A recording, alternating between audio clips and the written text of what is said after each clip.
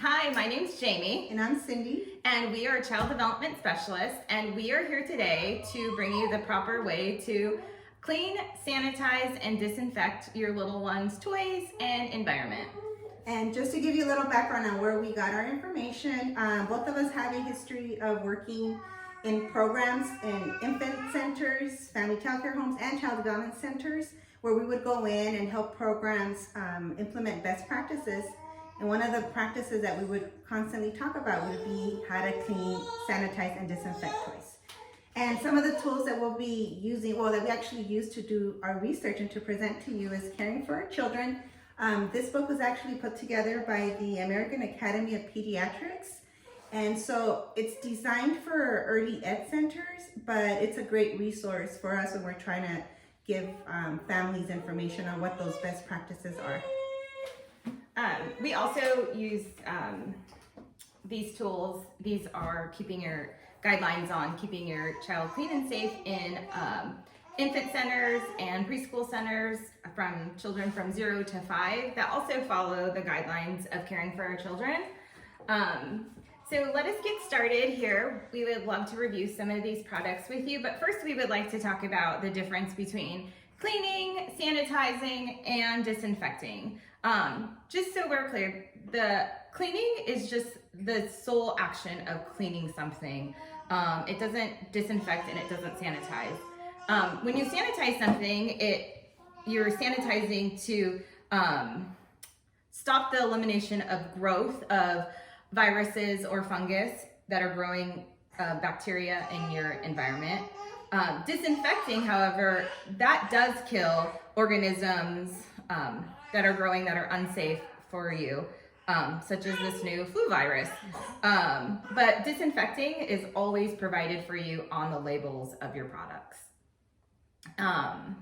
Here are some of these great products that I use personally. It's the Myers Cleaning Surface and our Puracy Natural Clean Surface.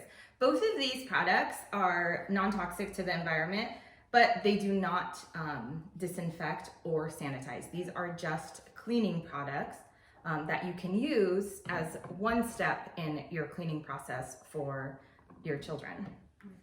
And we also have our actual chemicals that do sanitize and disinfect. One of the things about these products out there is that you have to be very careful and you have to read what the label says in order to figure out how to sanitize or disinfect the items. So we have we do have 3 different types today that we're going to kind of go through to see, so we can see the difference. But what we really want to do is share probably like the easiest way. This is what we recommend programs to use in order to sanitize/disinfect toys in the environment. And we do want to remind you too that these aren't products that we use when a child is in close proximity, and you want to ensure that you have proper ventilation. Most of these products we do say, like, if you can smell them, they're probably a little more harsh than they should be. So make sure that there's no children around you while you're doing that. But we're going to make our homemade sanitizing solution for you guys, and to use this must be used or made every morning if you're going to use it on a daily basis. Once you use it at the end of the day, it can be disposed of. So we have our spray bottle here, and we have 4 cups of water. So for these 4 cups of water, we are going to add 1 tablespoon of bleach to make our sanitizing solution. Let Cindy stir it up here, and then we'll fill up our spray bottle.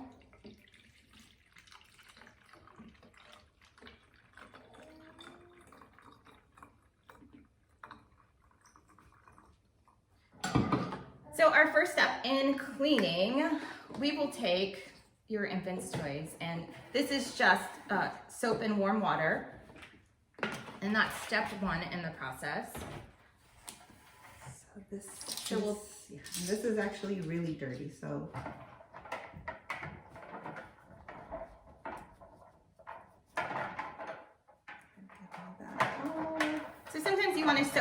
leave it in there, and then take a scrub brush or whatever cleaning supply you have around the house, and scrub it clean.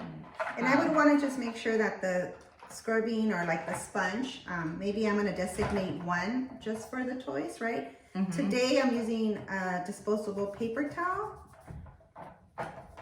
because this is actually a new practice that I'm going to start implementing after everything that's happening right now.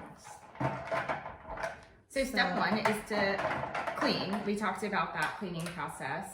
And I'm probably going to go rinse this. Well, after you clean and sanitize, clean with soap, we're gonna rinse with some cool water. I wouldn't dip it in another bucket of cool water. I would always leave the water running to rinse. So I want to say that I feel that this toy is clean right now, but I know now that it's not sanitized. So that's going to be the second step to this, or maybe third, right? Well, Okay. for toys and objects that are going to go in your child's mouth, we don't recommend some of the disinfectants, but we do recommend using your bleach water. We want to spray our toys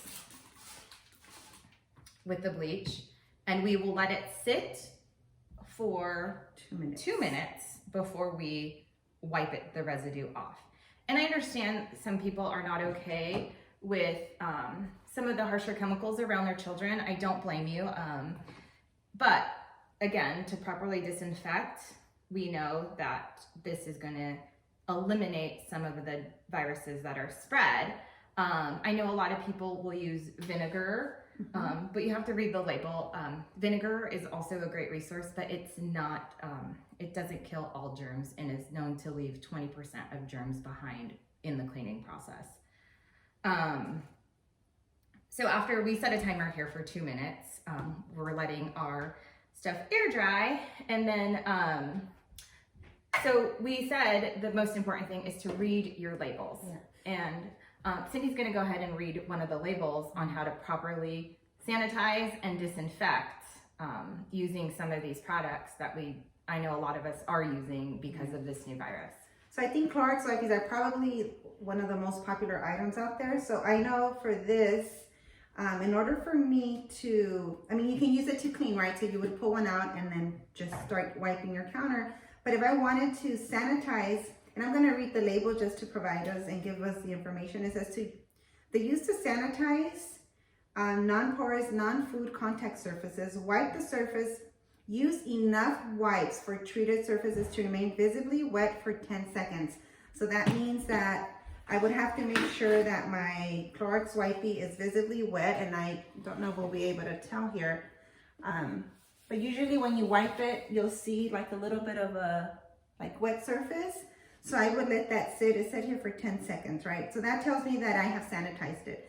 Now, if I am trying to disinfect, then it's telling me that I need to use another wipey and that I need to, there goes 2 minutes for our toys. And then we need to assure that the area is visibly wet for 4 minutes. And most of these Clorox wipes, they actually leave a sudsy residue. So you will see that it is cleaning or disinfecting with the suds that it's wet enough. But a lot of these, unfortunately, do dry out fast. So if it is dry, you're probably not getting the disinfectant part of it. And then the other part is that you want to, no, I don't want to touch my face, that you want to let it air dry. And I think that's the trick. A lot of times we use them and we wipe off right away. So when we do that, we're not letting the chemicals do their job. Yeah, so if you have any questions, I know that we'll be here to support you guys through all this, staying at home and keeping your children and your loved ones safe and clean. If there's any other topics that you would love to hear, please send us a message. We know that, these aren't always the best products to use to keep, for children, but keep in mind that they do disinfect and they do sanitize. And I think that's what is key right now, is that we want to keep our environment sanitized and clean. But yeah, look for us. We'll have some more group discussions and activities for your little one. online throughout the closure, and I don't want to use the word lockdown, but you know, unfortunately we are on some kind of a quarantine lockdown. So we will see you guys all soon. And before we forget, because I just sanitized it, I'm just gonna go rinse it in water just because it makes me feel safe. But now I know that it's sanitized. Thank you. Thanks. Let's take them, right?